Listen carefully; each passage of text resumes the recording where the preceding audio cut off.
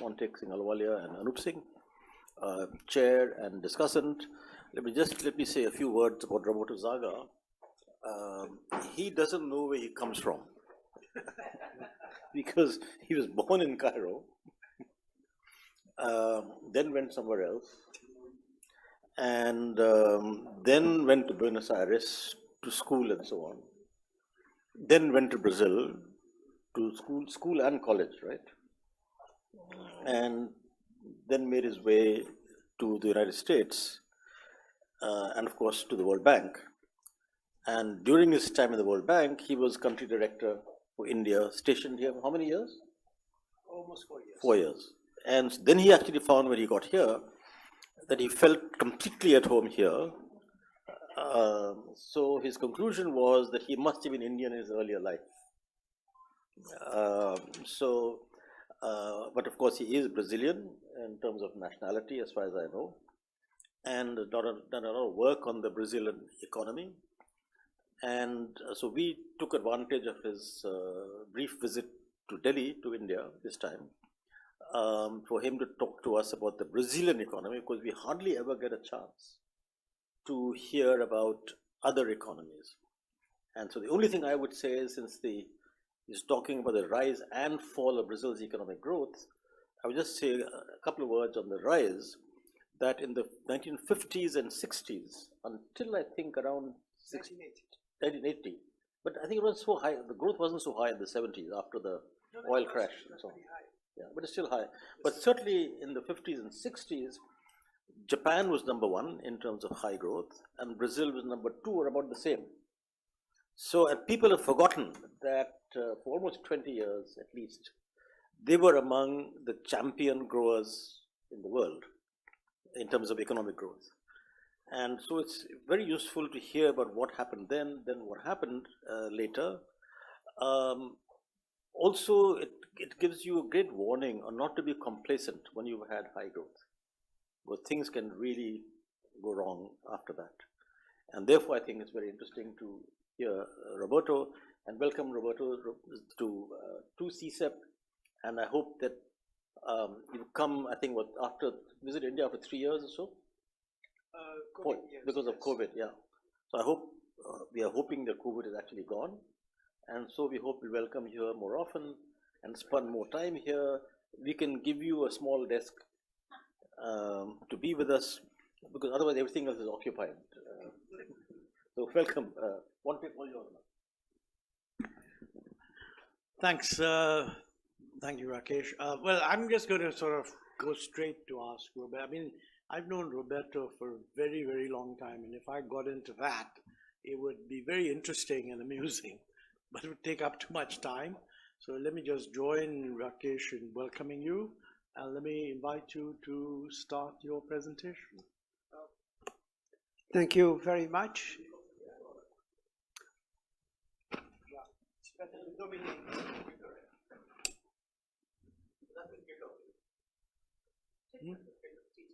This one.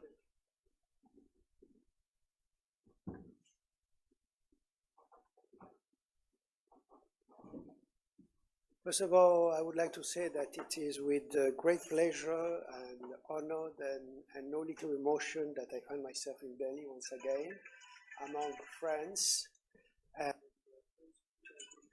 important in my professional life, and many of whom have helped me grow not only as an economist but also as a person. And I'm very grateful to be here with you, and thank you very much for the invitation, Montek. Thank you very much for the invitation, Rakesh. Yeah, I know. Hello to the Zoom, and nice to speak to the Zoom too.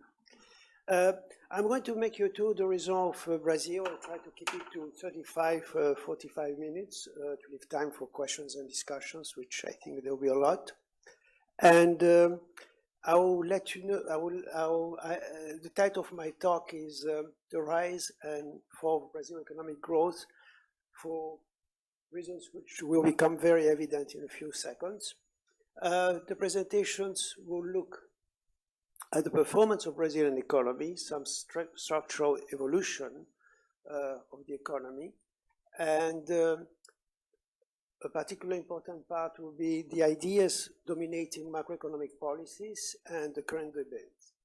Montek always insisted when he was working on the Growth Commission that ideas drive policies, and sometimes bad ideas drive policies.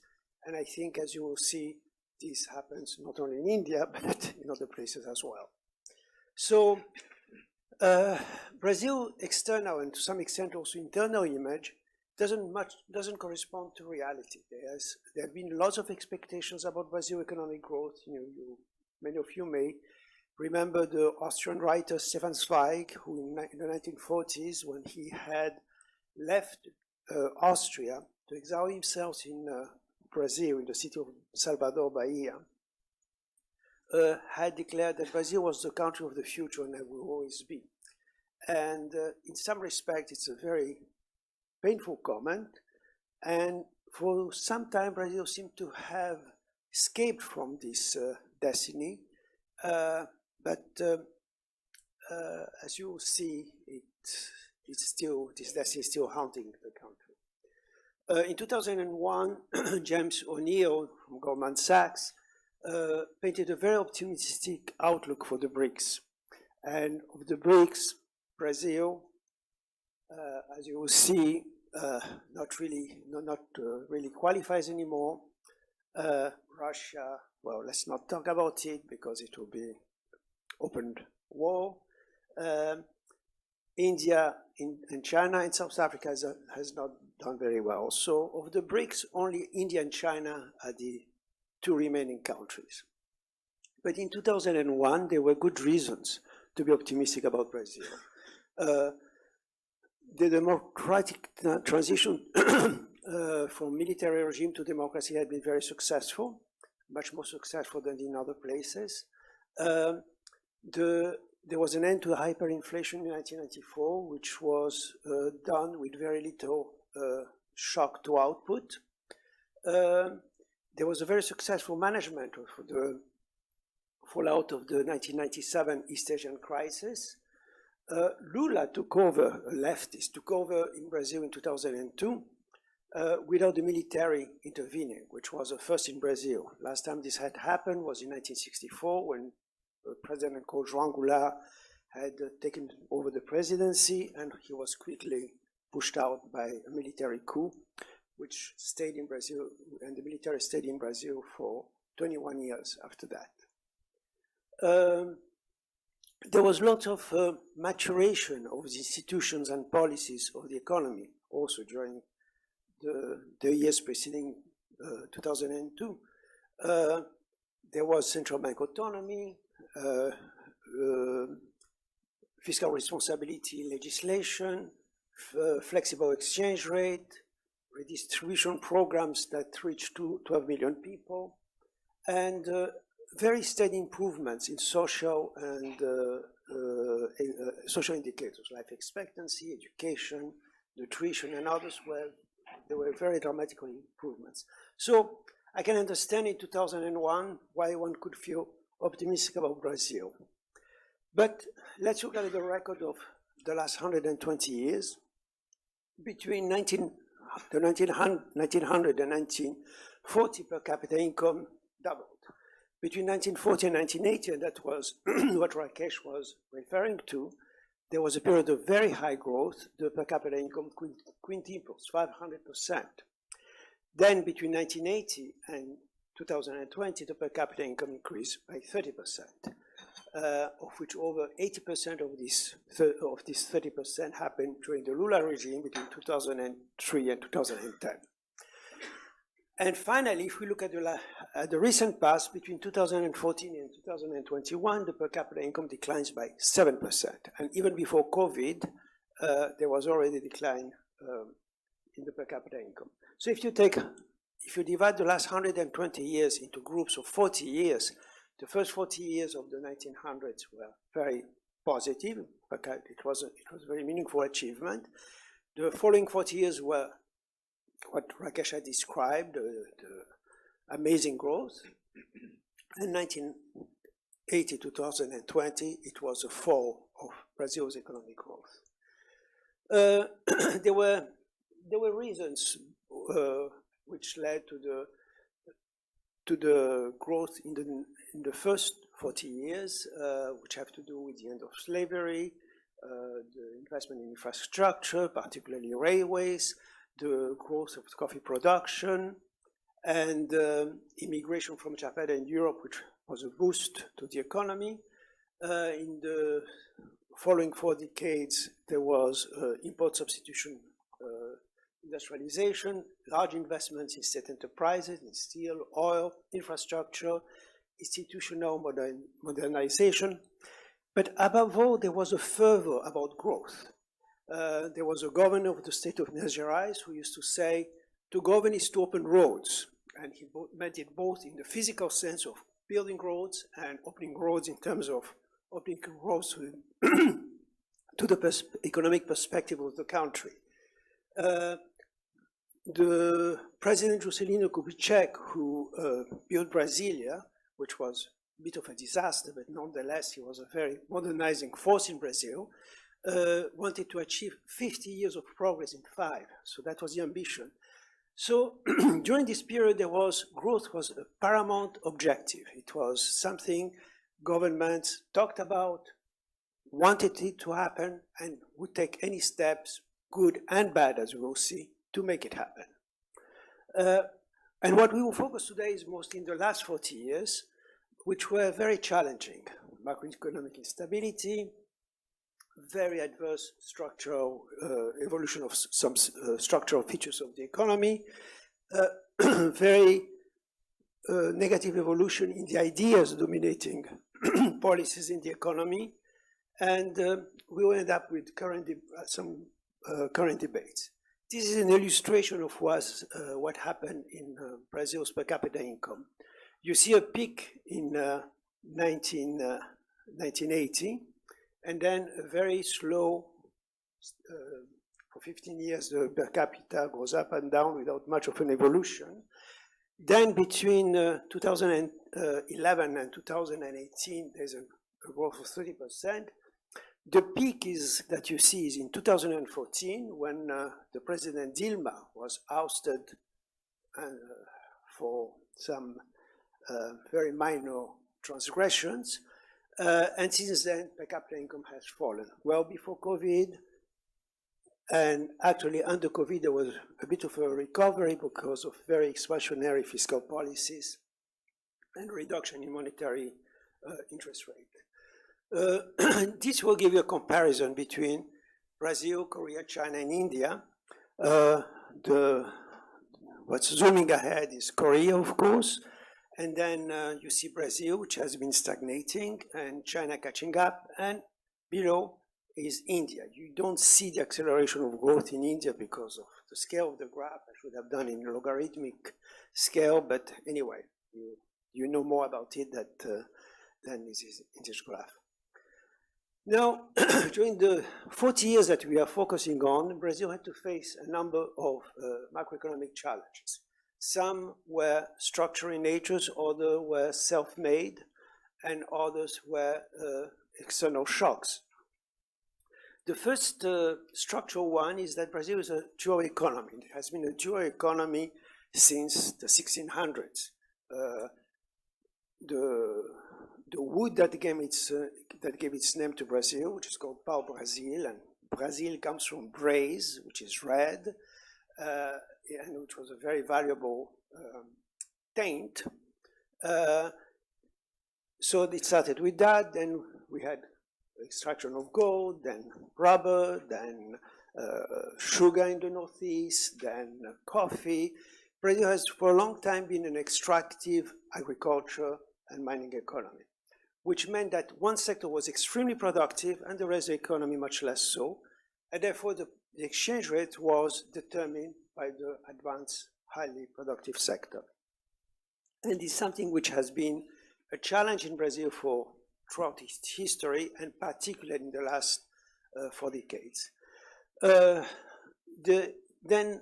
external debt crisis following the Volcker interest rates has been very damaging for Brazil. I know that many people think of Volcker as the savior of America. I think we can look at it very differently. He has sunk many developing countries, and particularly Brazil, where in Brazil, it made sense to borrow externally to finance domestic investments when the interest rates in real terms were negative, as they were through the 60s and 70s. And then the rise in interest rate in the late 70s was a tremendous shock, which allied with the energy shock, the price of oil, which increased dramatically, created an external debt crisis, which Brazil handled poorly. Korea had to face the same situation, a public debt denominated in foreign currency, an energy shock. Brazil today is an exporter of oil, but at the time it was an importer. But it managed the crisis much better than Brazil for reasons that we all know. The result was there was a very severe inflation and debt-induced austerity. Inflation reached 70% per month. I know that in India, newspapers, the media, and policymakers become very nervous when inflation approaches 10%. Well, it was 70% per month. So this gives you a sense of Brazil external debt. What's in red is external debt in terms of GDP, with the peak in 1985. And what's in, that's in blue, I mean, and what's in red is the servicing, the percent of exports to service the debt. Now, total debt. So what you see in blue, and which is interesting, is that since 2011, you have an increase in total debt. And that's not public debt, it's mostly private debt. And the reason why you have private debt is that there's an interest rate differential, which is very high, as we'll see.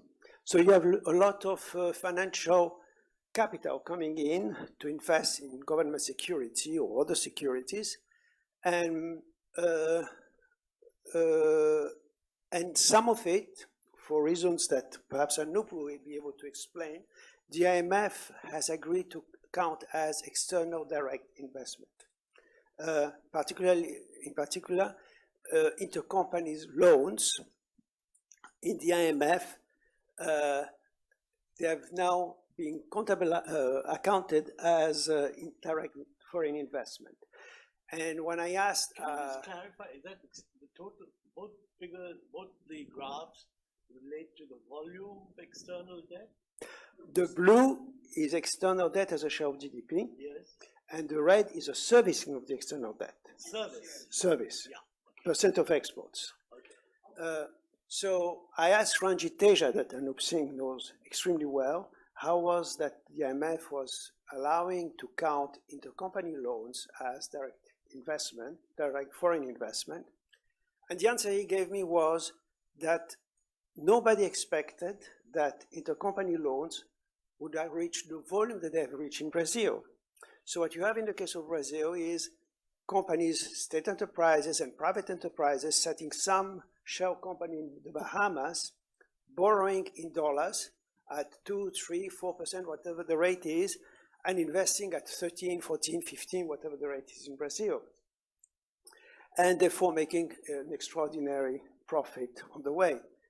Now, we did some work on that, and unfortunately, the statistics are not very clear, but there's no question that the foreign direct investment figures that you see in Brazil are vastly inflated, especially when you look at what happened at the real economy. It's not possible to have what's happening with the real economy with the figures that we have for foreign direct investment. Anyway, what this graph shows was that, first of all, in 1985, the crisis was public sector debt. 2011, we don't have a crisis. The foreign exchange situation is much better, but I would not feel very comfortable with the current evolution.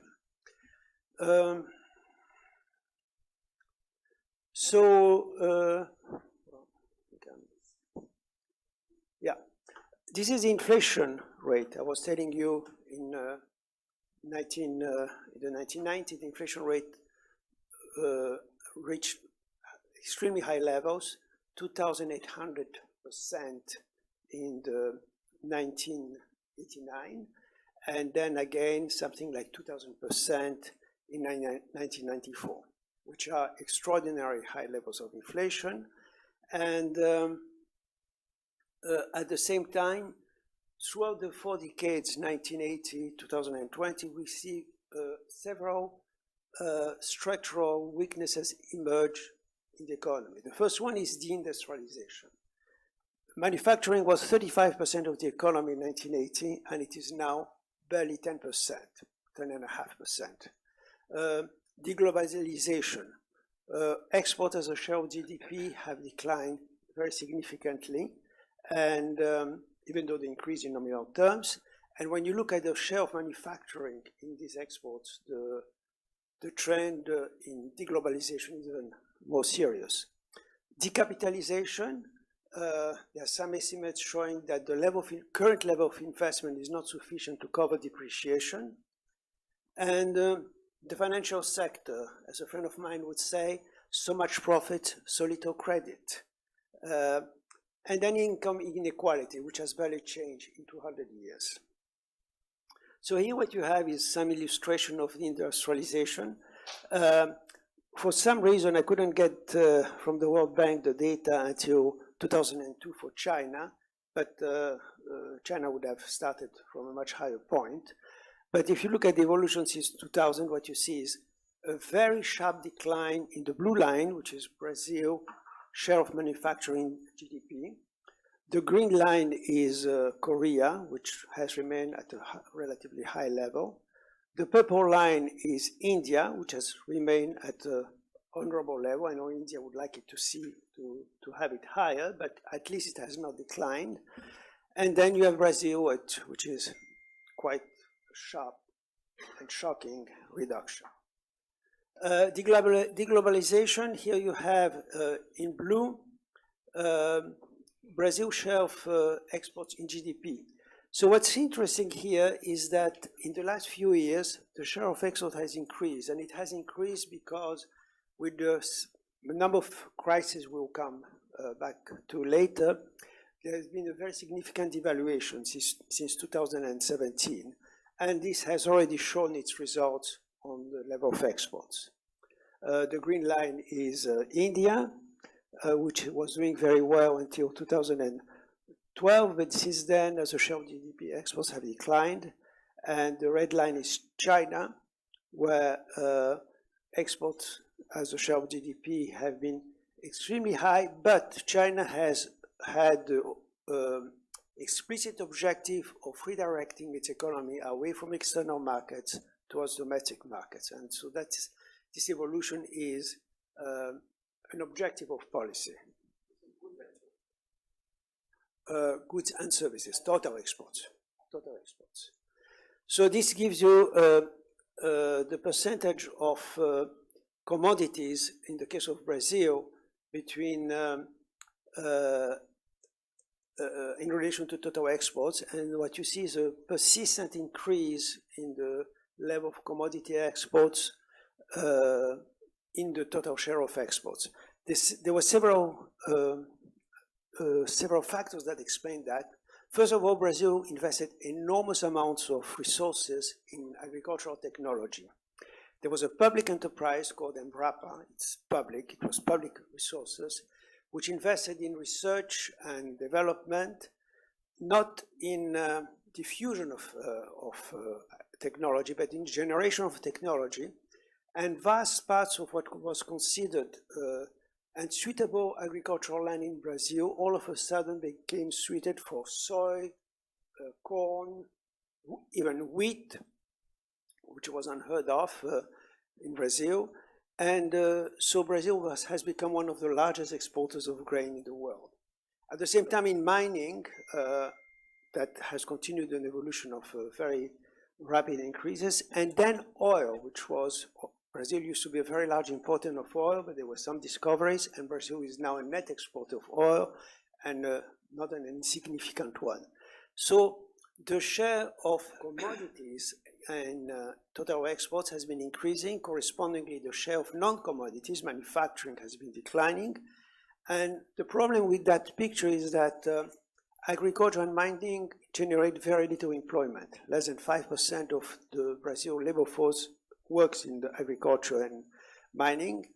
They are very productive because they're very intensive in capital, but the employment is very limited. Here you have a comparative view of the role of exports of manufacturers in total exports. And as you can see in China, there's a persistent increase and now stabilization. In the case of Korea, more or less the same, a very sharp increase and then stabilization. In the case of India, it has peaked in the early 2000s, and now there's a slight decline. And in the case of Brazil, it's since 2000, since the late 1900s, there's been a persistent decline. And this is a very worrisome structural trend.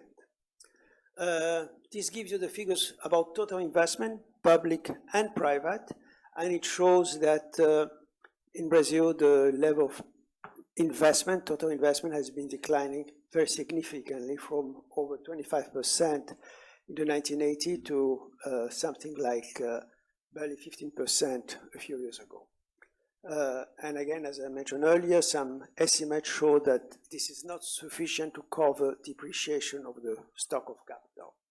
Just you think that India has problem with infrastructure, that illustrates that it's a common problem in other places. And this is a road that leads to the port of Paranagua, which is a big port through which the exports of grain take place. And this is the height of the harvesting season, and which creates some problems, as you can see. Sorry? You said 2% of PIB? Oh, sorry, I put in Portuguese.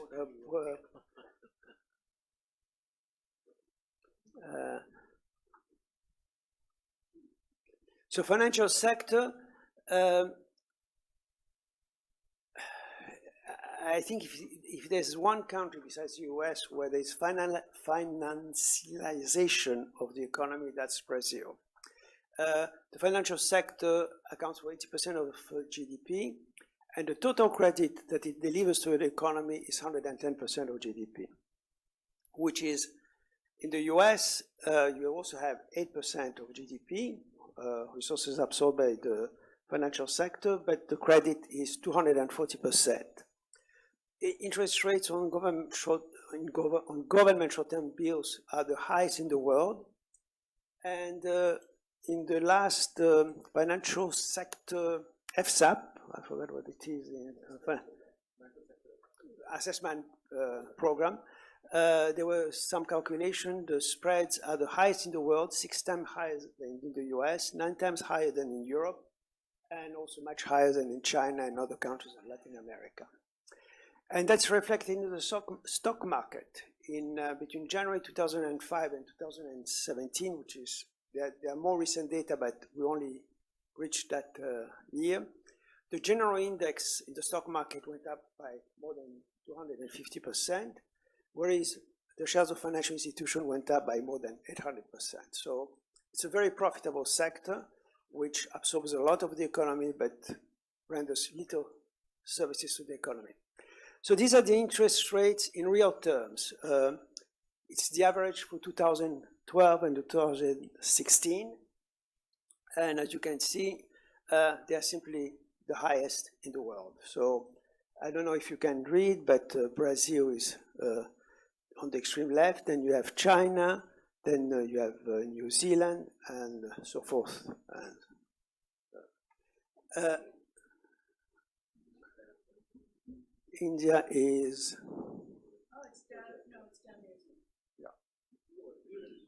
real interest rate. These are some of the interest rates for working capital in February of this year, charged by some of the major banks. And you can see they vary between 6%, but that's a fluke. You know, that's sometimes the bank have very low interest rates for one reason or the other. It's only 1 week in February, but they go up from 14 to 34%, which is very high to find investments which can have a rate of return which they can borrow. So these are the interest rate on government security. Securities, you can see a peak in 1999, and then it has been slowly declining, but they remain above 10%. Today, the interest rate on government security is 13.5%. That's the central bank interest rate. And the inflation rate is at 5%, which means an interest rate in real terms of 8.5%. In terms of structural trends, this is income inequality. For the last 200 years, the data come from the World Inequality Indicators that Piketty and others developed in the project Luxembourg. And it's 200 years, and it shows the percentage of GDP for the top 10% of the income distribution. As you can see, it's around 60% for the past 200 years. The blue is the bottom 50, and the green is the top 1%. So the top 1% has more of the GDP than the bottom 50%, and a lot more, not just a little more. This is a comparison for the average for 1981 to 2021. For Brazil, China, and India, the share of the top 10%, as you can see, is 45% in Brazil. These are data from the World Bank, which don't correspond exactly to those in the World Inequality Indicators. And I couldn't find out exactly why. It deserves some more research. But this is what the World Bank tells us. And just to illustrate the share of the 10% richest, the share in GDP, according to the World Bank, which is between 40 and 50%. Oh, that's something which is interesting, which is you see a decline in the last few years. This is partly due to a very significant expansion of public spending associated to COVID to shore up the effects of COVID on the low-income groups. So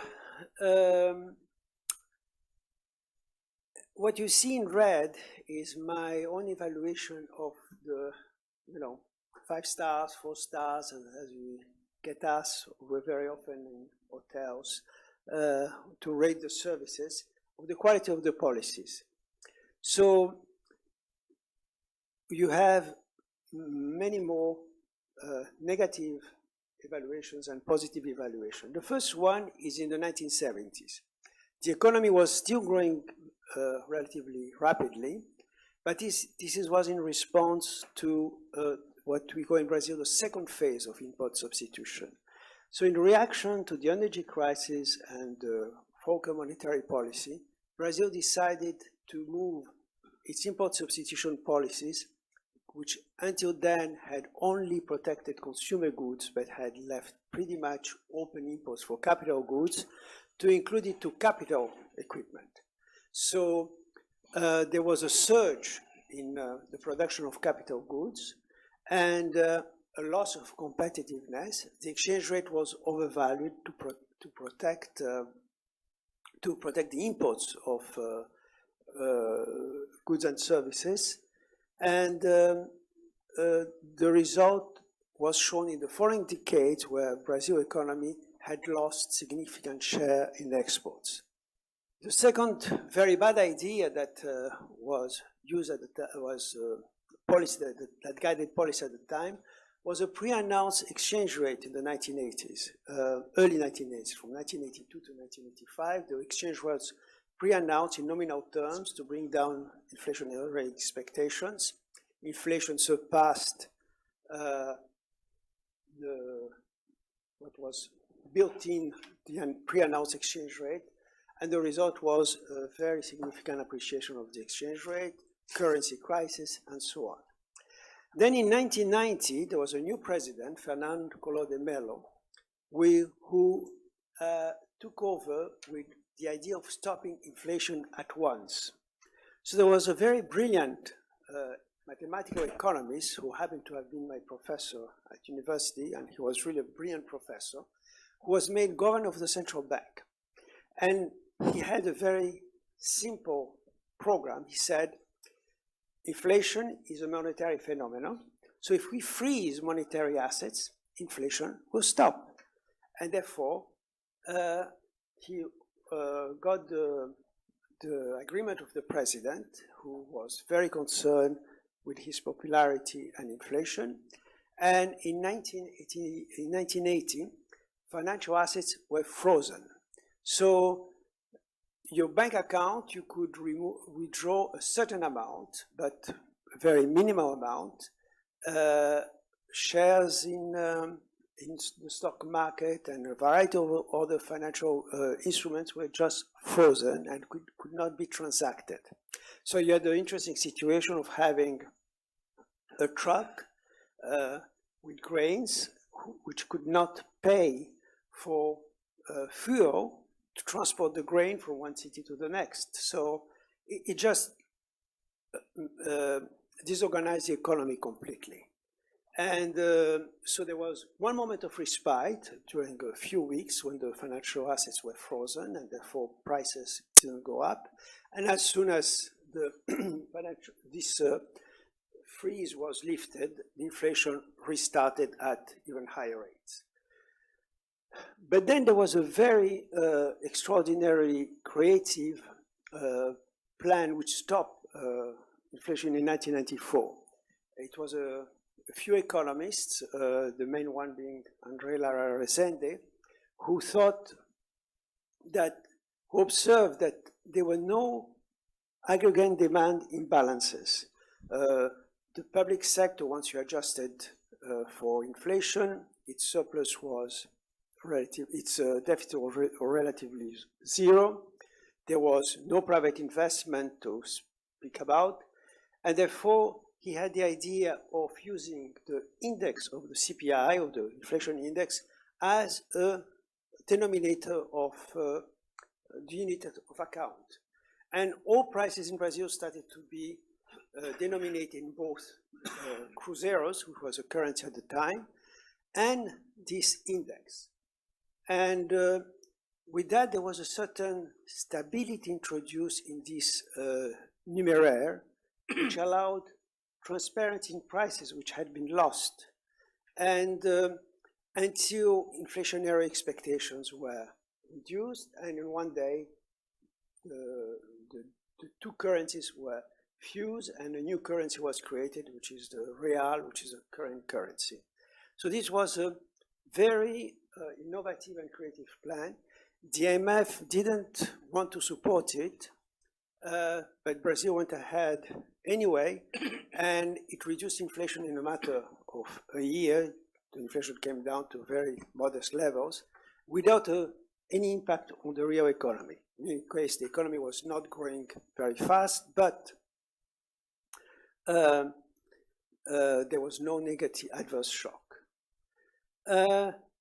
Another idea that has governed macroeconomic policies is what in Brazil is called the triad, which is the combination of a primary surplus for the public sector as an objective of policy, inflation targeting, together with the autonomy of the central bank, and flexible exchange rate with an open capital account. This was a policy which was very useful in the transition from the high inflation environment to the low inflation environment, and also a situation where Brazil didn't have very large reserves, and it worked extremely well, especially the flexible exchange rate. But as time went by, the policy of having a primary surplus proved extremely damaging for public expenditure and public investment. Inflation target became overambitious. The current target is 3.5%, and it's now 3.2 for 2024. It's 3.25%. And the independence of the central bank, as we'll discuss later, is now being questioned by the president himself, the new president. And the last idea which has had a negative impact is that growth would result naturally out of small government and deregulation. It was sufficient to have to reduce the size of government, deregulate the economy, and growth will happen. Some of this has occurred, but growth has not taken over. This is an illustration of what happened with the flexible exchange rate. In blue, you have Brazil. In red, you have China. In, I don't know how to call it, in gray, you have India. And in yellow, you have Korea. In all cases, you have a relative stability, no big episodes of appreciation or depreciation. But in the case of Brazil, you have a very high stability. What you have is monthly interest rates since January 1996 all the way to 2013, month per month inflation. And so you can imagine the life of an exporter, how difficult it can be when the exchange rate is so unstable.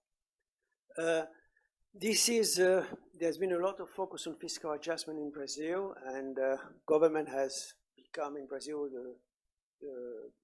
the source of all evils. And there have been very ambitious targets for reduction of fiscal deficits without much attention to being paid to the role of growth. And this shows you the evolution of public debt in relation to GDP in a growth scenario, with two growth scenarios, with a relatively low growth of, I think it was 2%, and the primary deficit of 2%. Yeah, so one is the red is a growth of 2%, and the green is a growth of 4%, and in both cases a primary surplus of 2%. One thing which is very important for the fiscal situation in Brazil is the cost of interest rate, which vary between 6 to 8% of GDP. So this is the highest item of spending in the government accounts. And so, but we'll come back to these questions. Counterproductive ideas, there are several: floating exchange rate and open capital account, which has been part of the story behind the instability of the exchange rate. The country can dispense industrialization, that's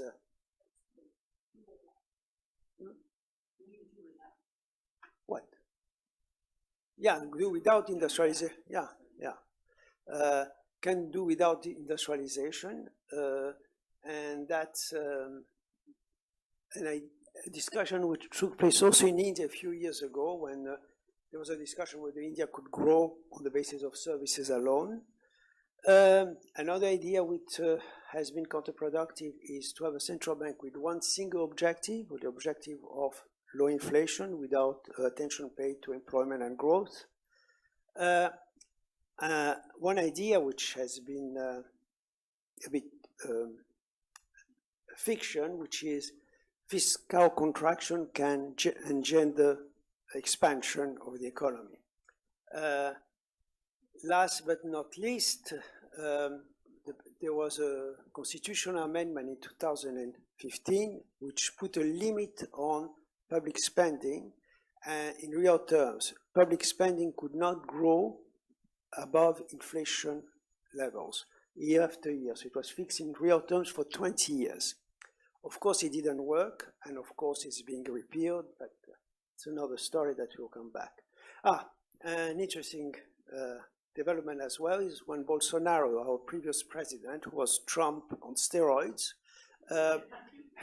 took over. One of his first decisions in January 2019 was to eliminate the Ministry of Planning. And one of Lula's first decisions now has been to restore the Ministry of Planning. Current debates, which are very interesting, and which what I found most interesting is that we have a president who was illiterate until the age of 11, who has not gone to university, and is now challenging the independence of the central bank and challenging its monetary policy. And it has not always been that way. In its first 2 mandates, he had appointed 2 very conservative president of the central bank and has never raised a question on inflation targeting, but at the time the economy was growing very fast, very rapidly, and so I guess he didn't pay much attention to that. But now he has been very vocal in his criticism of the high real interest rates, questioning what's the logic of an inflation of 3%. Olivier Blanchard, by the way, has also been recommending targets, inflationary targets higher than the current ones. And how to contain the public debt. The 2016 constitutional amendment has been essentially diluted by a number of laws and reforms. And the question is, what will set the fiscal anchor in the future? So, thank you.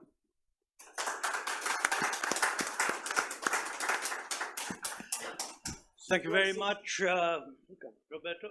I think we're going to now you want to resume your seat. And I thought that was really quite fascinating. And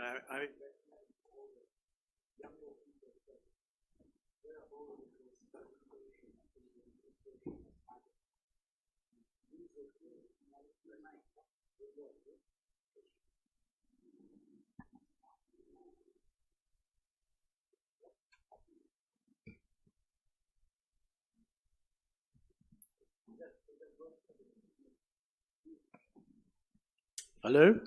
That's okay. No, I was saying that I recommend to all the younger people to get hold of this presentation and look at all the stuff and see how much of it applies to India. Some of the comparisons are already there, but it'll be very useful. Now, I think let's go to our formal discussant, that's Anoop. So Anoop, you want to speak from there or from the lectern? No, here's fine. Okay, fine.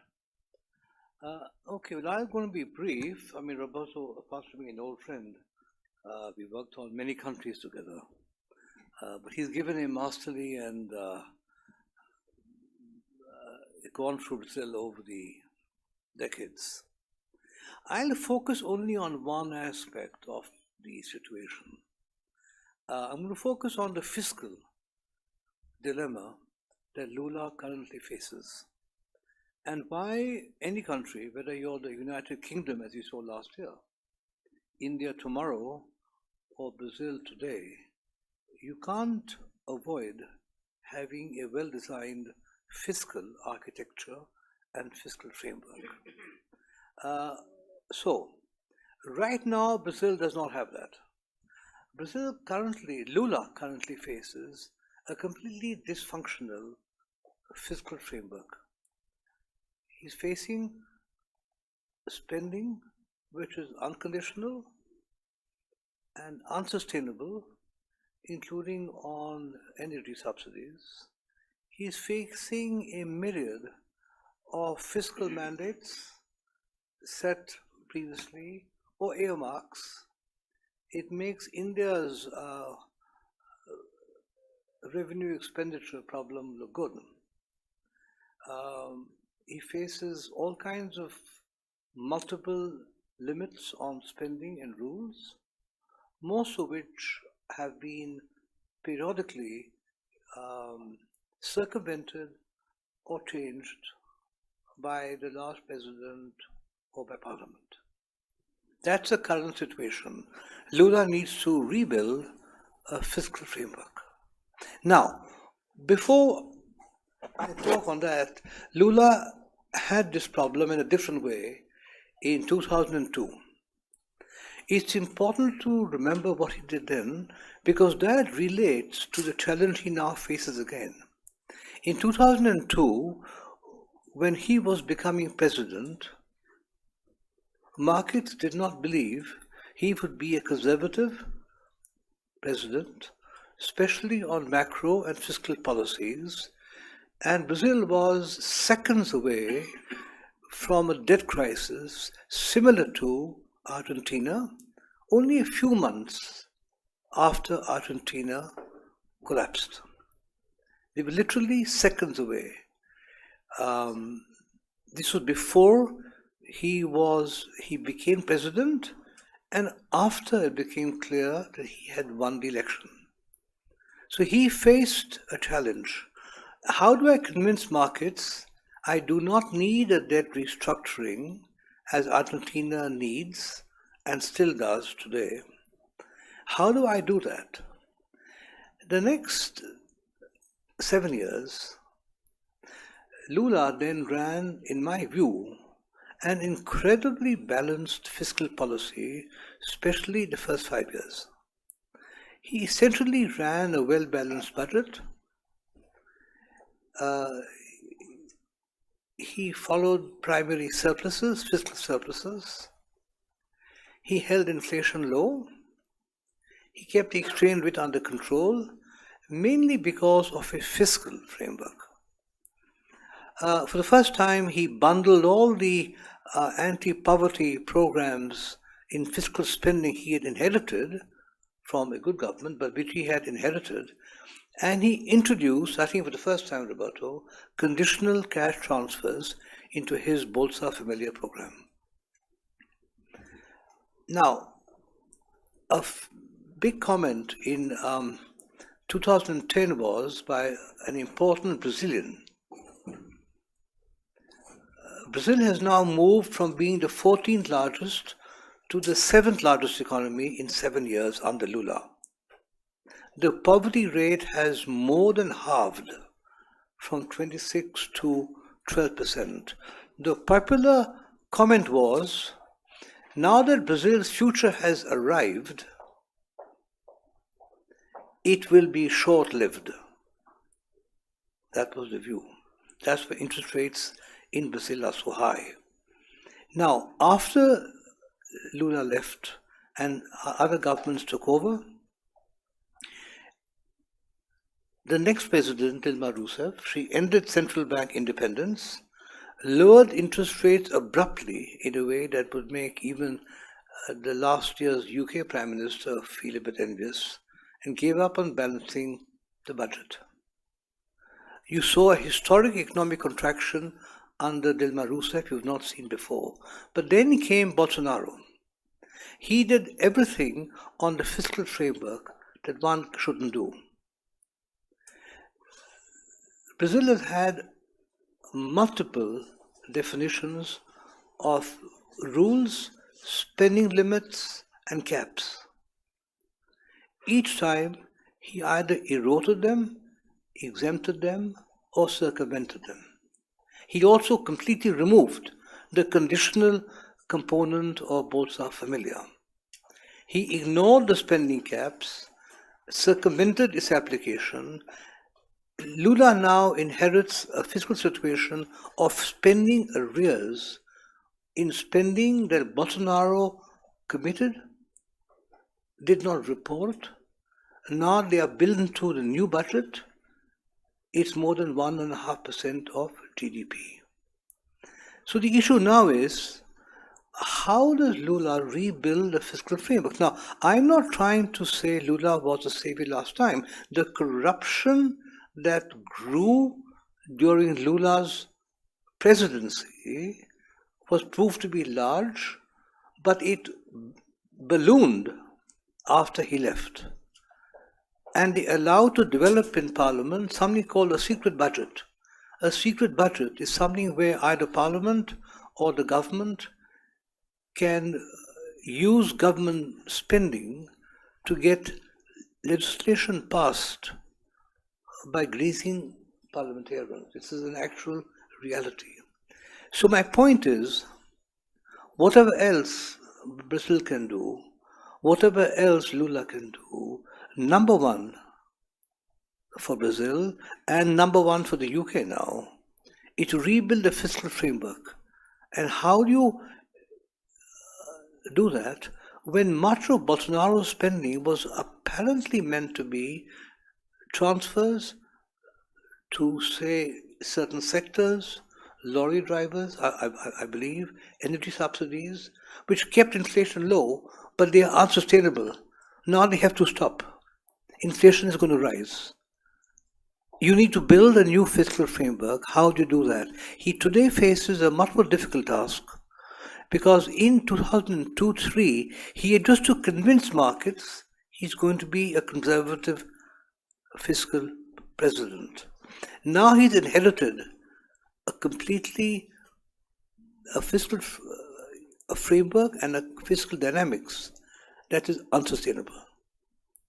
Whether or not he wants to deal with it, it is a question mark if anyone can deal with it without stoking public unrest. So I would say Brazil today faces a very difficult situation on the fiscal side. My final message is, whether you're the UK, India, or Brazil, if you develop an unsustainable fiscal framework without sustainable fiscal rules, fiscal architecture that you follow and report transparently, your country is not able to grow again. That's what I have to say. Thank you very much. Now, we have a choice. Either we can have, and I leave it to you, would you like a few questions from the audience and then you can respond to everything all together?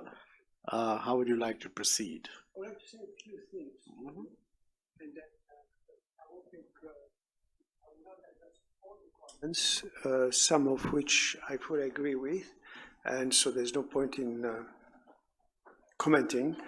But I think one of the main problems that Brazil has had in the last 20 years is that it became enamored with stability and it forgot about growth. So the Ministry of Planning has, before being closed by Bolsonaro, he had lost all relevance. Before, the Ministry of Planning was the primus inter pares, and it ceased to be that way. So growth was a very important objective of policies, and it ceased to be that way. And stability was all the story. And fiscal policy became the beginning and the end of development policy. All the rest didn't matter. The fact that the country was deindustrializing, losing manufacturing exports, that the financial sector was growing at rates which were not very healthy, that the credit was not expanding, and so on and so forth. Some of the problems we saw didn't attract much attention. The external investors were very happy. They were making a bundle. Even the IMF was happy. Before the crisis of 2014, I'm sorry I didn't bring the quote, but there was a quote in the Article 4 saying that Brazil, and I think it was the Article 4 2014, saying Brazil has finally mastered its macroeconomic situation. It has created a middle class. It is poised for sustained growth, and so on. I mean, I would blush had I written these words, but it was very 2014, before, which was a peak. If you remember the GDP graphic, it was a peak, and then after that, GDP started declining year after year.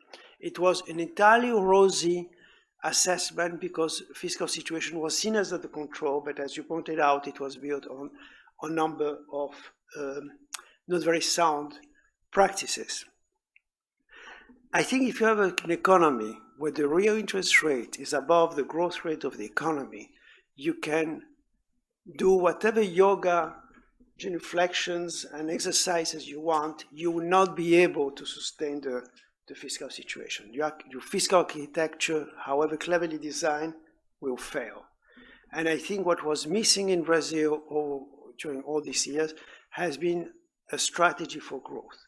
And what it is, we can debate, and we can have disagreements, but the economy has not grown the last 40 years, even under the best years of Lula. 30% in 10 years is much better than what had happened before, but it's not that great. 25%, sorry, 30% is a total.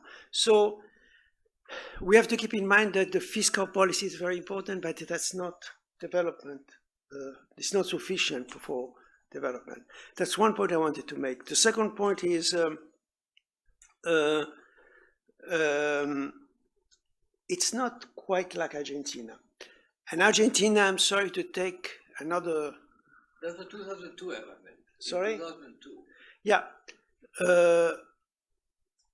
The difference was that in 2002, Brazil didn't have a public debt in foreign exchange, denominated in foreign exchange, whereas Argentina had committed the sin of being highly in public debt in foreign exchange. So that was a big difference.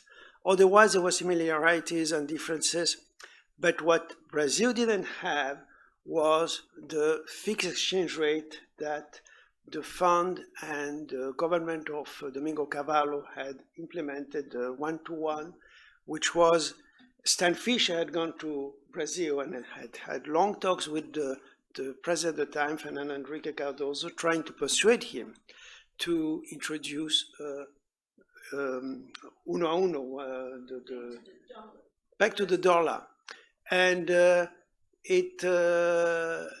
Brazil never accepted that. It was too inflexible, too rigid, and the president at the time said, "We are not Hispanics, we don't believe in rigid rules, we are Portuguese, we believe in blends." So that's a second point. And there are a number of you raise a number of very interesting and very relevant comments, but I think I rather keep these two broad points, and we can go into you more can details. think about the other ones and along with the comments. Right. But just to stimulate the audience, I thought that was fascinating talk, and just kind of inject some numbers which my friend Ayush Khare has been introducing at my request while you spoke. Wow, that's impressive. I thought it would be useful to share, particularly amongst the younger audience here. Just lift the hello? Yeah, is that okay? No, not okay. Is that better? Yeah. God, now I can't hear, but fair enough. It's quite a dramatic picture of things going bad after 2014, which Roberto is painting. So I thought I'd just throw some numbers at you, which Ayush has calculated from the IMF. So these are all IMF WAO numbers. If you look at the whole period before 2014, Brazil had an average growth rate of 4%. I mean, it wasn't fantastic, but it's 4%.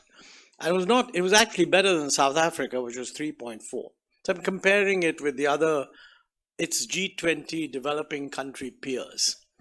After 2014, when all these good fiscal things were done, according to both you and Anoop, the average growth rate in Brazil is negative 0.2. Now, you might say that the world also was slower, and that's true. But the other countries of comparison didn't have negative growth rates. I mean, even South Africa went down to 0.6, but not negative. So it's quite an amazing demonstration. Is Roberto right that all this fiscal rectitude that was injected into the system in 2014 was actually damaging? Or is he not right? This is just a set of numbers thrown at you to kind of reflect on. Now, with those words, let me invite you to make comments. And it would be useful to make comments which seem to you relate to issues that are relevant in India. I didn't realize, by the way, that Brazil had also abolished planning. Of course, you say they've now brought it back again. Let's see if you do better. It's interesting. I'm not aware of that. I mean, it was not covered by the Indian newspapers, although I would have thought it quite irrelevant. But the planning function lost relevance gradually in Brazil in terms of who was being appointed, resources, functions, etc. So when it was abolished, it was already moribund. Okay. But now there is a very powerful, politically powerful minister, ambitious, and interestingly, Lula believes in planning. Okay, that I'm aware. Now, questions. Anyone who wants to ask a question, let them raise their hands, and I will call on the first three people with preference given to the women. Gender equity. So big pressure on all the young ladies here to step in. Yep. We have a question online. Is my on?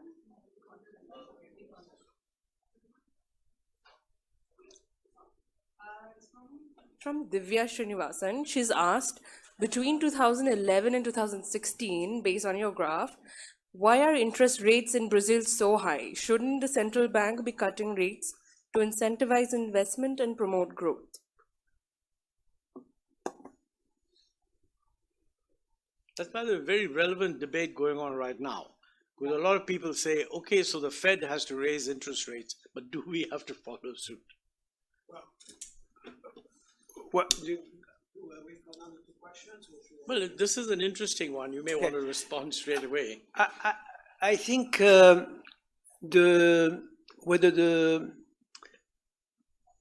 the Fed should raise interest rates or not, I think has been a controversy in the US, and it has also been a controversy in Europe. And it is also related at what level should inflation targets be set. There was recently in the Peterson Institute a debate between Larry Summers and Olivier Blanchard, and Larry Summers thought that if the central bank was going to loosen the inflation targets, it was a very dangerous slope, whereas Olivier Blanchard thought it would be a very healthy slope. And the arguments have to do with expectations. Now, expectation is a big word because it's kind of the black box of macroeconomists. We don't always know how they are formed. We have a way of saying, well, their expectations have to be rational, meaning that people have a model and they know the model that the economy follows. But it's not it's a very theoretical, elegant way of looking at rationalizing inflation targeting, but it's not entirely persuasive. So it is the debate that's going on, and so one is inflation targets, and the other is the current level of interest rates. The world economy has had a number of supply shocks, whether it's COVID-related, value-added chain disruption, whether it is the decline in the labor force in the US and Europe, whether a variety of shocks, the rise of energy prices, and most recently the Ukraine war with its results on grain prices and energy prices. And interest rate contain demand.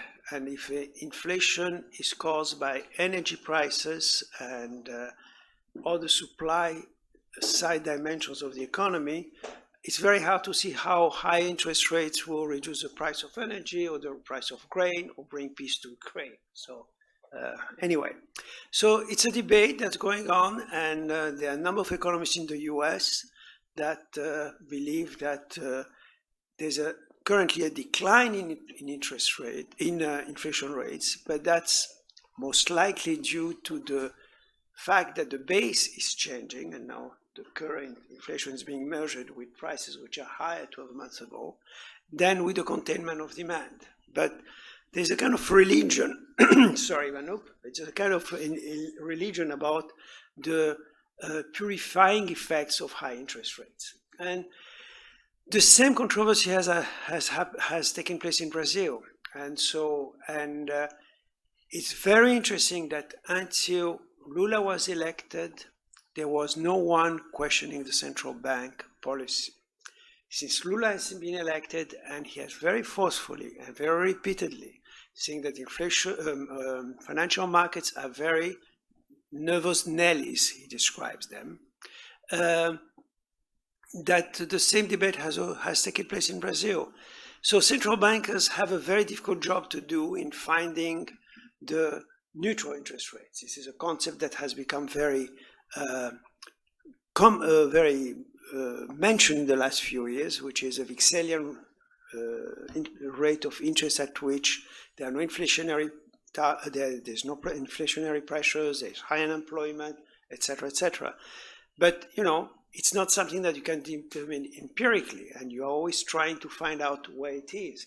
Greenspan made its reputation on the fact that he didn't believe in the macro models that the Fed was doing at the time, and he essentially ignored them and lowered interest rates when all the Fed economists were recommending him to raise them.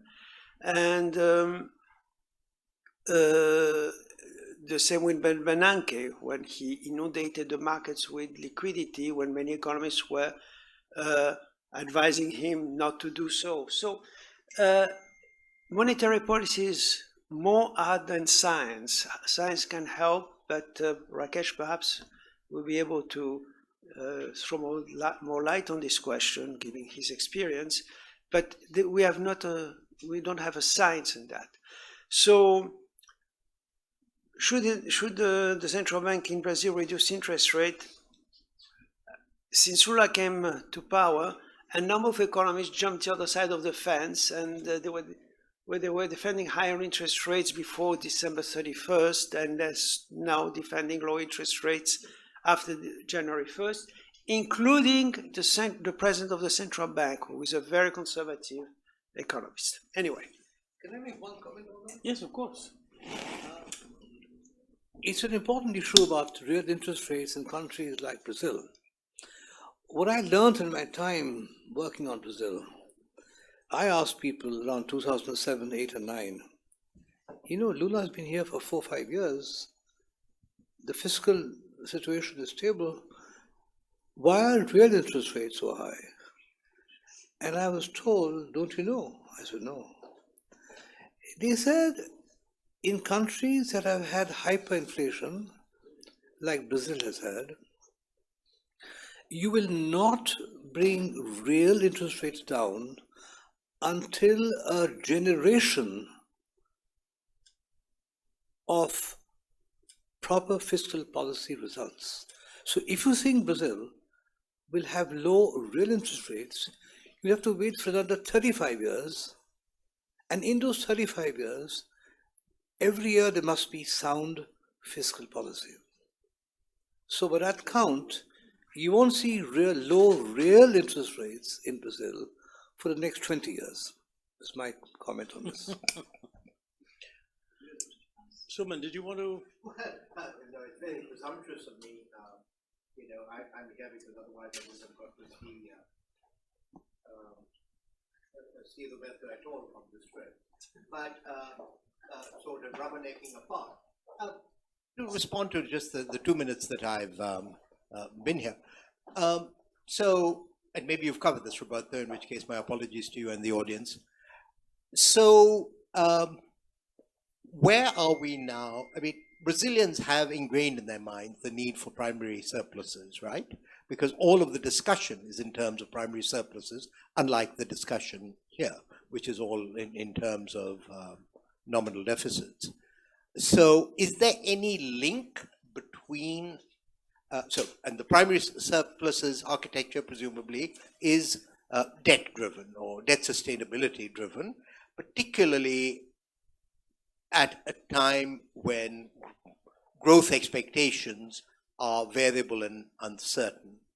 So is it the case, either by design or the way the economy works, that chasing a particular primary surplus is a source of sustained high real interest rates, which is not inconsistent with what I heard Anoop just say, but maybe a more structural driver of it?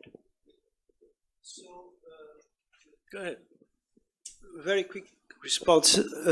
First of all, the reason why in India the focus is on the nominal result of the fiscal accounts and in Brazil is in the primary result is because the cost of interest payments on the government debt in India, I didn't look to the recent numbers, but they never surpassed 2 or 3%. I don't know where they are now, but a relatively modest amount. But, you have twice our tax ratio, right? Yeah. No, but the point is that if you want to look at an indicator of where the fiscal policy stands, if you look at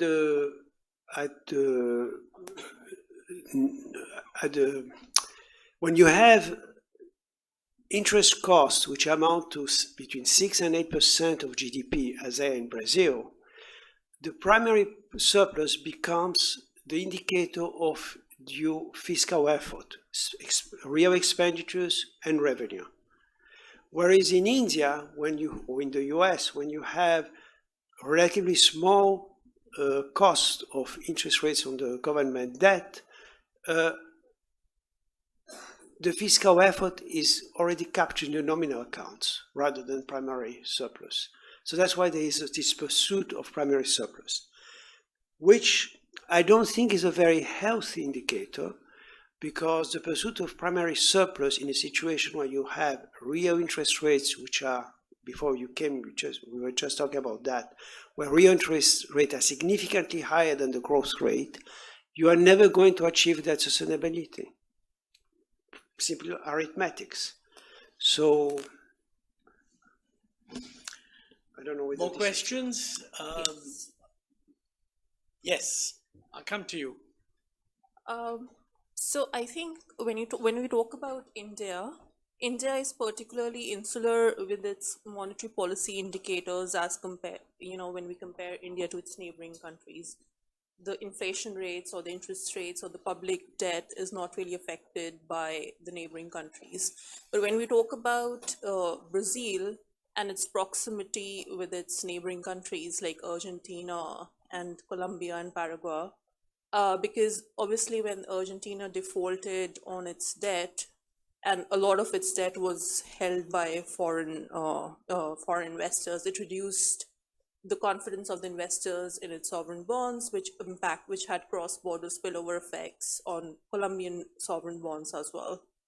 And so I think that is kind of important to understand how the monetary policy indicators in Brazil are impacted by its neighboring countries, also relevant for G20 negotiations, which I think are going to be held in Brazil next year. Thank you. I'm no longer as familiar as the Indian economy or policy framework as I was before, so I don't know exactly what's the degree of openness of the capital account. But in Brazil, the capital account is extremely open. Private firms can borrow without authorization, without limit. At some point, there were even mortgage finance being financed by external loans. So it's a very open capital account, both inflows and outflows, which makes the monetary policy very, the impossible trilemma, very sensitive to what's happening in the US and Europe.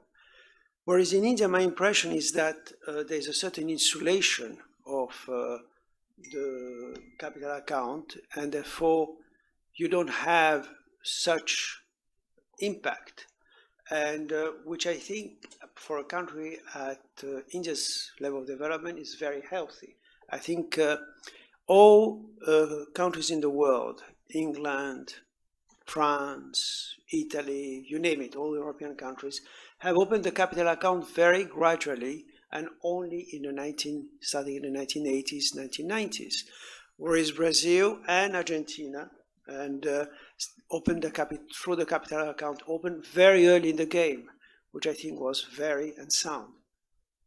With the highest level of support from the intellectual community internationally, I have to say. Yeah, in Argentina, anyway, I should stop. Okay. Yeah.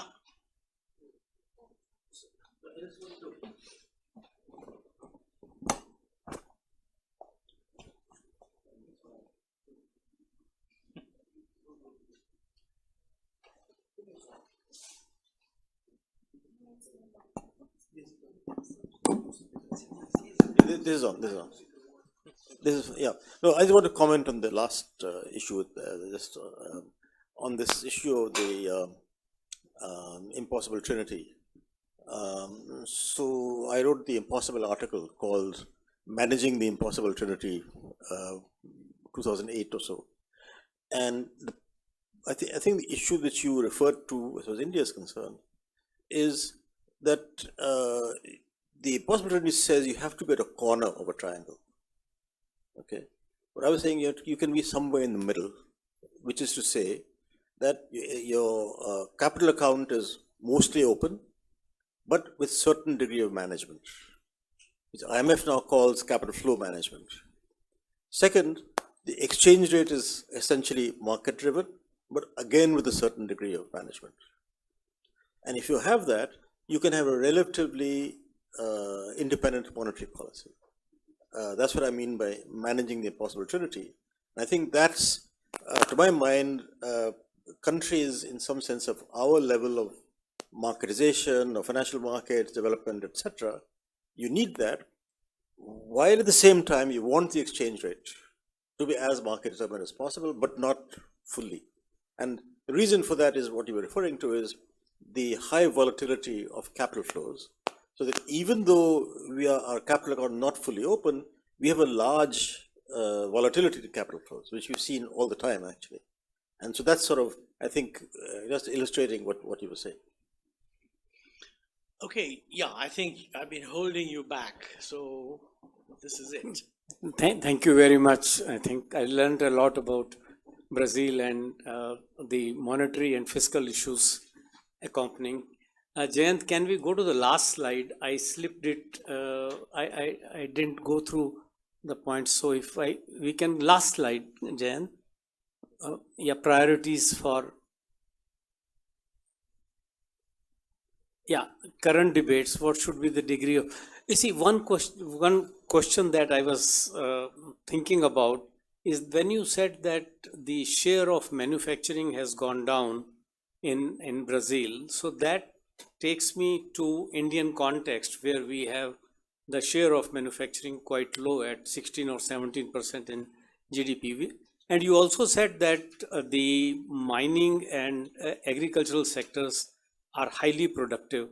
So is it that the rest of the share was taken away? So I'm talking about the real economy by the services sector and the agriculture and mining. So one of the priority areas like we have in India, would it be to take back the manufacturing share to a higher level so that it adds to growth as well as to jobs? Short answer is that's my conviction, yes. I don't think Brazil can grow without having a more dynamic industrial sector and a more export-oriented manufacturing sector, and probably a less protected manufacturing sector. There are all sorts of protection now in the manufacturing sector, which penalize export, in particular, protection on steel, protection on very critical inputs. So the answer is yes, absolutely. I think now how you do that is another question, and whether it's technology policies, whether it's exchange rate, whether it is some strategic focus, it's another story. Yes, from there.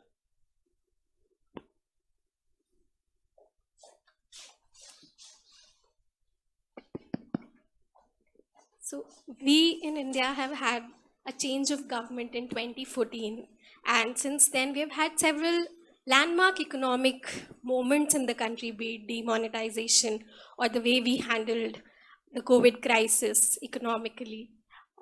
What lessons or parallels do you think India can draw from Brazil's economic trajectory for its economics? I would say three lessons. Number one, policymakers should not lose focus on growth, and it's essential. Growth. And the country needs a strategy for growth, and every country has to develop its own strategy. Number two, avoid the premature opening of the capital account. It's a very tempting game because there are lots of easy gains to be made in the short term, but they can be very costly. And the third one, not to forget income distribution.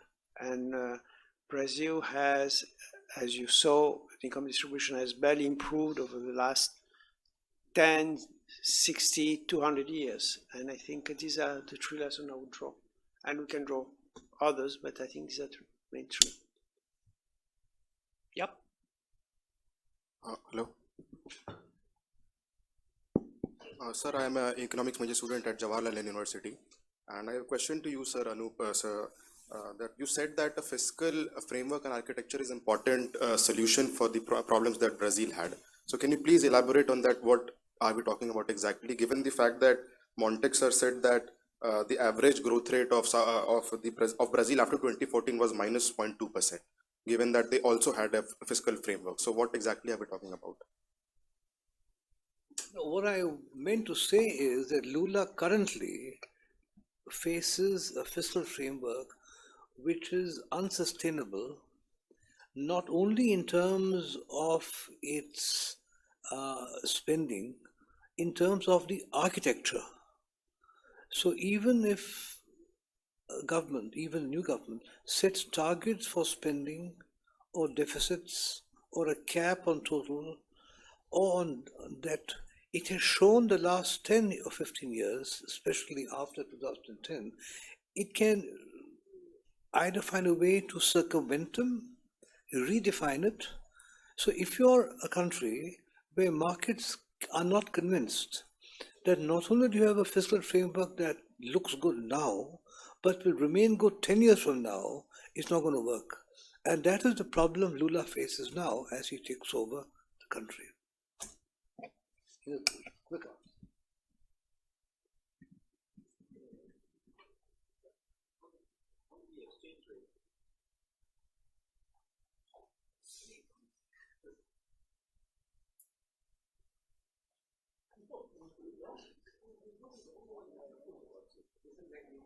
Hello?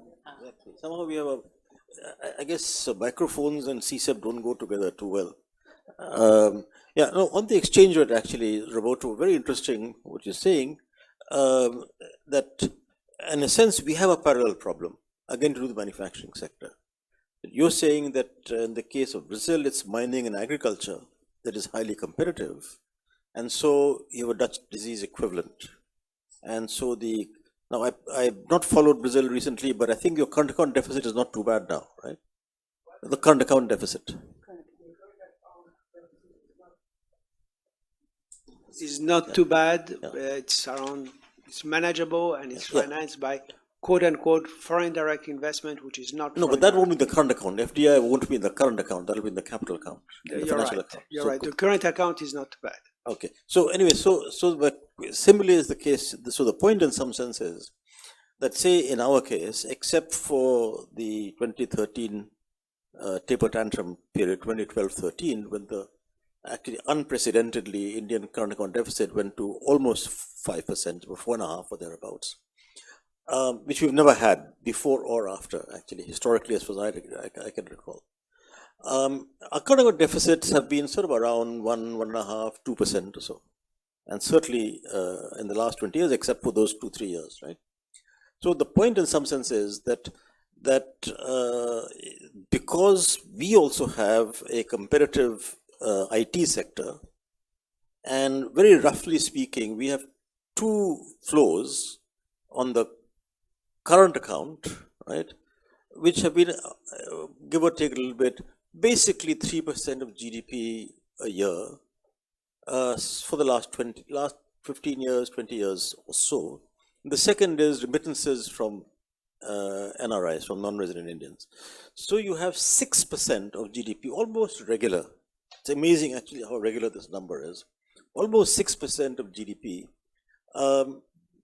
flows, net flows, right? Not gross, net flows, which means that you can have an 8% of GDP merchandise trade deficit and still have only a 2% current account deficit. So economy-wide, the exchange rate is probably okay, right? But as you are saying, it's clearly biased against the manufacturing sector. And the question is whether in Brazil, vis-a-vis agriculture and mining, in our case, services and remittances, you can count that as labor services, that what can one do? Because I agree with you, I'm convinced in India that particularly the last 10, 12 years, that's what is really ailing a manufacturing sector, which then gives rise to demands for protection from different sectors. And of course, in our case currently, for the production linked incentive scheme, where government is now giving subsidies to particular sectors. again, I've not done deep work on this, which I hope we will do. But my view is that that's what's leading to demand for these things, for protection or subsidy. So I don't know the answer to that. So I'm just wondering, what do we say for Brazil in terms of exchange? Can I add a dimension to what he's saying? I mean, has this led to a demand for what is now called industrial policy? Yes. And what's happening? What are they wanting? Because that's happening everywhere. We're seeing it. So I'd like to know. What they want is protection, protection, protection. That's what. But that's what I'm trying to say is that what want on the industrial policy, Yeah. at least in India, I'm not like other countries, to my mind has arisen because the exchange rate is structurally biased against manufacturing, even though it may be the right exchange rate economy-wide. Yeah. I think in the. Suman wants to add to that. It's a separate question. Separate question. Unless we are time. In the case of Brazil, the answer is simpler than in the case of India. I think India is it's a more structurally complex situation, and I really don't know, to be honest, what's the response. I see the problem. I don't see an obvious solution. In the case of Brazil, I think both mining and agriculture have huge rents. And I think there's a simple case for higher taxation, which would provide, in the case of agricultural products, lower domestic prices and higher consumption and less exports. You lose exports, there's no question in both cases. But I think that's a price to pay. It generates very little employment, it's highly productive, and I think I don't think it would be useful to increase the levels of protection as manufacturing associations of the North, the South, and the Center-West want. And frankly, I see it's very difficult when you have different sectors evolving with different levels of productivity over time, how you manage to integrate them into coherent growth framework. And in the case of Brazil, I would not hesitate to have some sacrifice of, which I don't think it would be very serious in real terms because the profits are so enormous, both in agriculture and mining, that it would not have a marginal effect, and it will only have a marginal effect, and certainly no effect on employment. To return to the earlier question about lessons for India, there are two dimensions of the Brazil I knew, and that's a long time ago, which have stuck in my mind. One is that you seem to have, at that time, efficient public sector enterprises. I'm talking particularly of Petrobras, but there may be others as well. And so, how are public enterprises insulated from political pressures in Brazil, or is that a romantic view? Second, and linked again with Petrobras, is that we saw a great deal of courage from the judiciary in taking on the executive with the Yatolavo, and in what, was that a surprise to Brazilians, or are there institutional protections that gave the federal courts the courage to take on the political establishment? Perhaps Anoop, who may want to, there are two very different questions. Perhaps Anoop want to say a few words on the first one, whether they're efficient public enterprises. I don't know what you call efficient public enterprises, but Petrobras has been making huge profits for the last 2 decades. Electrobras as well, the telecommunication company. So there are a number of efficient public enterprises, some of which have been misused in terms of financing political parties and some corruption. So can they be efficient? The answer is yes. Have they always been efficient? I would say most of the time, yes. Have they been abused by the executive? Certainly. So that's one answer. The second answer, and please feel free to contradict me, correct me, etc. On the strength of the judicial institutions, I was amazed by how resilient they proved, and it's a new development. Both the Election Commission and the judiciary have been extremely firm in containing some of the abuses of the previous regime. The head of the Electoral Commission, in my mind, is a hero. He has just been extremely forceful, extremely clear, and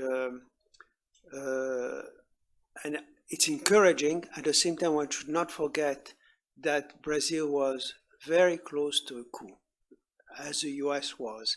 It would have taken very little more organization, and if Bolsonaro had been a little bit smarter, he would have engineered the coup, but he was very close to doing it. Last but not least, the result of the elections, I am very happy with Lula's victory, but it was a very marginal victory, and it's just barely above 1% of the total vote. Many important states are now in the Bolsonaro's party. Bolsonaro's party has the largest bloc in Congress, so it's the political situation is not entirely in Lula's favor as we speak. Let me just make one comment on that. I would not look at Brazil for public enterprise efficiency.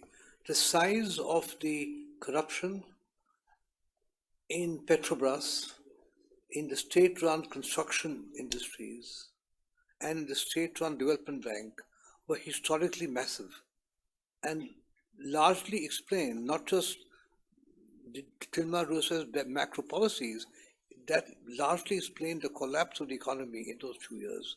You've rarely seen such collapses as you've done in Petrobras, the construction sector, and the state-run development bank.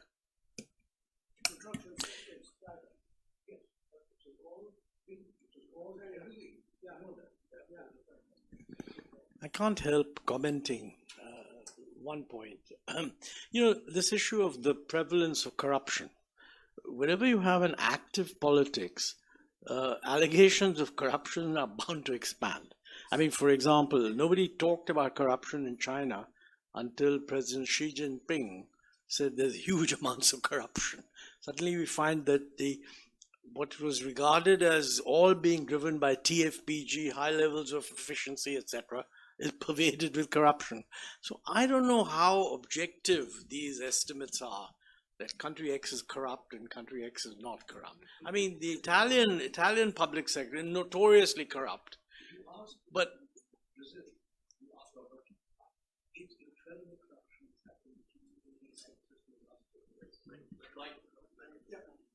okay. I don't think we can reach an agreement on that because we don't have enough good data, but let's leave it in suspense. But I only want to add to what Montek said, that many of the things we would say are corrupt are legal in some frameworks. We just had a bank in the US which had a run on deposits. One reason for this run on deposits is our weakening regulations. One of the reasons for this weakening regulations on this particular bank was very strong lobbying. So this is not corruption. We had 2008 major problems. This is not corruption. No director of bank, no CEO ended up in prison. And so we have to realize corruption is not only in the public sector, it's also in the private sector, although we don't call it that way. Thanks very much. I think we are running, oops. Well, okay, can I? No. Because in 2003, 2001, when the commodities boom began, both for Australia and Brazil, China was a big buyer, both on agriculture and extractive industry, especially iron ore, etc. Subsequent to that, I think China had made some great inroads into some Latin American economies, as also some African economies. So where is Chinese headway there today? And is there a different way of looking at China by Bolsonaro's party and by Lula's party? So Bolsonaro hates anything which is communist, had a communist father or a communist mother or a communist grandfather or communist grandmother. So he hated China. And he wanted Brazil to move away from China, but the agricultural lobby, and he had very ugly words to the ambassador of China at the beginning of his regime, and very insolent comments on China. And the agricultural lobby was very efficient about bringing him to better manners. So China, in Brazil, you cannot have China cannot buy land. Contrary to some countries in Africa, land has to be bought by nationals, or the foreigners have very limited rights to land. So it has been a flourishing relationship between Brazil and China in terms of commercial exchanges.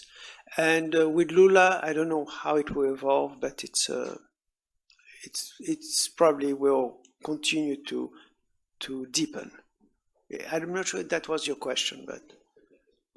Thank you very much. Thank you. Well, I'm going to request Rakesh to say the final words of thanks. Thank you, Montek. Before I say the thanks, I want to welcome Suman Berry. I think this is the first time that you have set foot in the Center for Social Economic Progress. I don't know whether you set foot here when it was Brookings, India.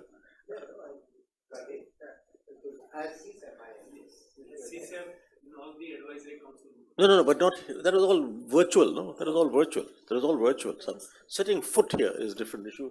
And all this particularly valuable actually because he did work on Brazil for a number of years from the World Bank. So we have a really amazing kind of discussion in that we have someone who worked a number of years, 5 years or 4 years, something like that from the World Bank, and someone else who worked for a similar time, but perhaps in a different period from the IMF, to have commentary on Brazil. And I think what this discussion does illustrate is the difficulty of understanding what really causes or promotes growth and development.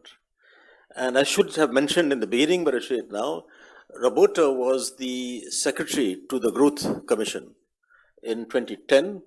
And of course, as soon as the Growth Commission issued its report, world growth started coming down after 2010. And Montek, you were a member of that, right? So, a prominent member. So, and since I'm also guilty of doing many reports, this is a real problem of doing a report. But really, also one where I have no idea about the efficiency of Brazilian enterprises, public enterprises, etc. The only thing I would say is that there's no question that Petrobras was really full of corruption to the extent that it spread throughout Latin America.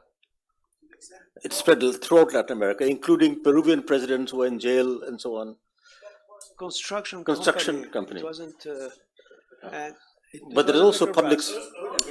Odebrecht. But it was connected to the Petrobras. No. Oh, sorry. I take that back. Sorry, but it is actually it isn't. But the issue of corruption is interesting, in that it sort of went across beyond borders actually. And so not just Peruvian, I think others have also been implicated. So I think almost all the last, if I'm not mistaken, 4 or 5 Peruvian presidents, not for this, but are in jail or have been in jail. And the last one actually the second last one is in the house arrest for the last 3 years. And I think he was also a member of your commission. Pedro Pablo Kuczynski, who had been Minister of Finance earlier. So I'm just saying this to say that something that's happened in the last maybe 20 years in the world, that corruption has become large and across borders. And I don't know how much impact that has on efficiency, etc. I just want to say that comment, but really utmost thanks to Roberto for giving us the time on a subject one wouldn't really otherwise think about. And I think that it is important for us to both look at what were the reasons behind Brazil's very high growth for a long period of time. And it was just about like Japan, for quite some time, and how it has then come down, which Roberto has illustrated, and also this whole issue that was we didn't have a conclusion on macro policy, both fiscal and monetary. And I think my view on that is it's much more to do with, it's not a 0-1 thing in terms of whether you have conservative fiscal policy or a non-conservative. It's really a question what policy actually.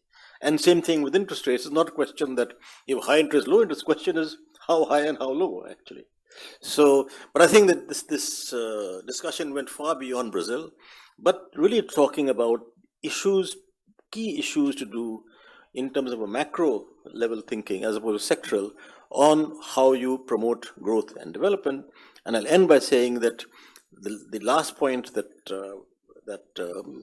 Roberto made was that I think in almost all high growth experiences we've had, whether it's China, whether it's Brazil, whether it's Japan, whether it's Korea, very high topmost level emphasis on growth.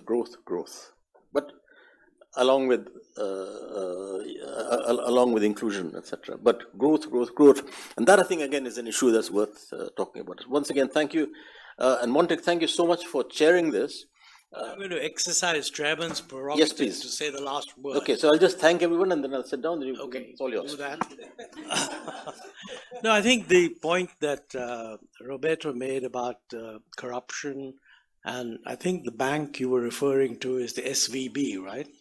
The Silicon Valley Bank. I mean, that's not a word you normally associate with the corruption, but there you are. It's very interesting to think back on the 2008 crisis. In the United States, spread into Europe.